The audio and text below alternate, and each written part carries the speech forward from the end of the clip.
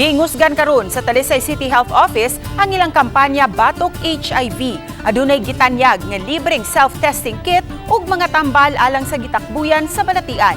Tungsayran sa report ni Femery Dumabo. Sa tinguha nga magpabiling sikreto ug luwas gikan sa diskriminasyon ang mga tawo nga posibleng gitaptan sa human immunodeficiency virus kun HIV. Adunay gitanyag nga libreng self-testing kit ang Rural Health Unit sa Barangay Kansuhong sa Dakpayan sa Talisay. Apan dili lang kinialang sa mga Talisay nun, apan ngadto usab sa mga tawo nga nagduda nga nagka-HIV nga nagpuyo sa silingang mga dapit. Always testing ang atong gitawag na to nga mga high risk population na to ma'am,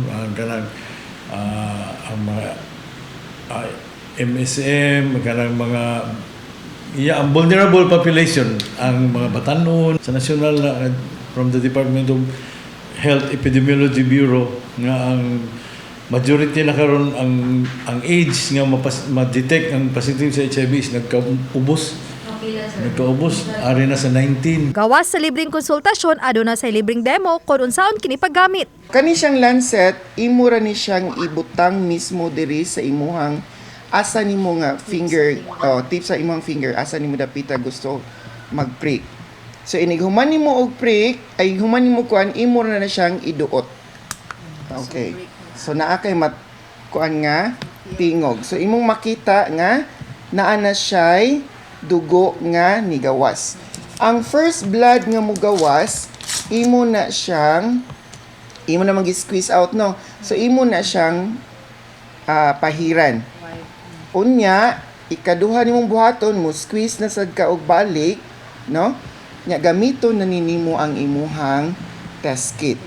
So sayon na kayo, ang tip ra gyud sa test kit, imo ra siyang ibutang dinhi, unya automatic mo absorb na siya og blood. Imo na ni siyang iduot diri sa imuhang cup nga giandam. So dapat ang imuhang pagduot kana yung sigurado, no? So 1. So ma-determine nimo nga nagduot ka kaisa. Imo gyud siyang i-full duot. Okay. So mahug siya katulo nga pagduot. On the back portion, no? Sa ato ang guide na diha naka-indicate kung unsaon pagbasa sa imuhang result sa imuhang self-test kit. Gingusgan kini nga kampanya sa Department of Health subay usab sa kamanduan sa presidente. Mato di Bautista nga sukad Hulyo 11 ning tuiga nakadawat sila og 100 ka mga self-testing kit gikan sa DOH. 85 na niini ang nagamit. With new technology, we have now antiretroviral drugs that if taken regularly will give you back your life. You can have a normal life.